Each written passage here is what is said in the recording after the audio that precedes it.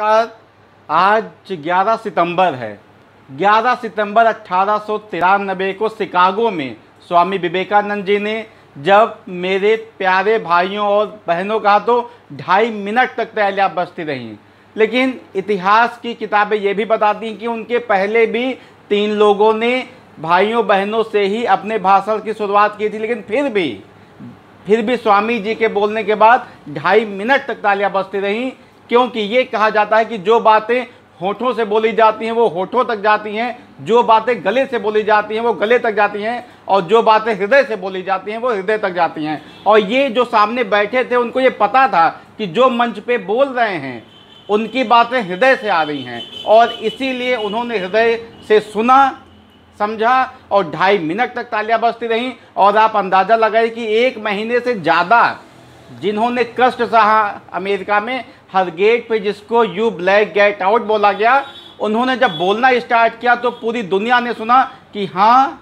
भारत में ऐसे व्यक्ति हैं कि जब वो बोलते हैं तो पूरी दुनिया सुनती है, पूरी दुनिया ताली बजाती है। क्योंकि उस समय विदेशों में यही समझाया जाता था, बताया जाता था कि भारत केवल सफ़ेदों का देश है, लेकिन जब उन्होंने बोलना स्टार्ट किया तब उन लोगों ने जाना कि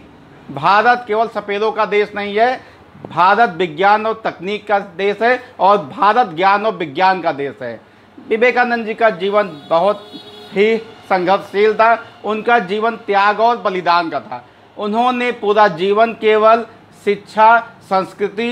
धर्म और लोगों को जागरूक करने के लिए ही बिताया।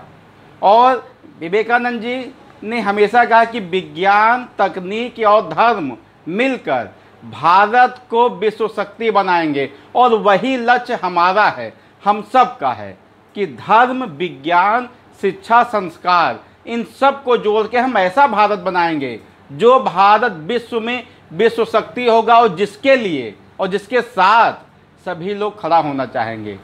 तो मेरे साथ बच्चे हैं, मैं इस टाइम अपने पुस्तकालय में हूँ, जो ना केवल पुस्तकालय है, उसके अलावा एक छोटा सा विज्ञान गतिविधि केंद्र भी है, जिसमें बच्चे आएँ, विज्ञान सीखें। क्योंकि हम लोग जब बेसिक से सिखाएंगे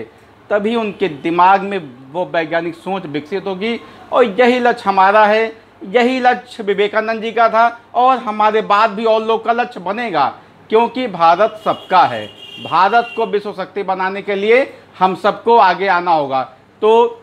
आज का दिन आप अपने बच्चों को, अपने बड़ों को, अपने भाई बहनों को ज़रूर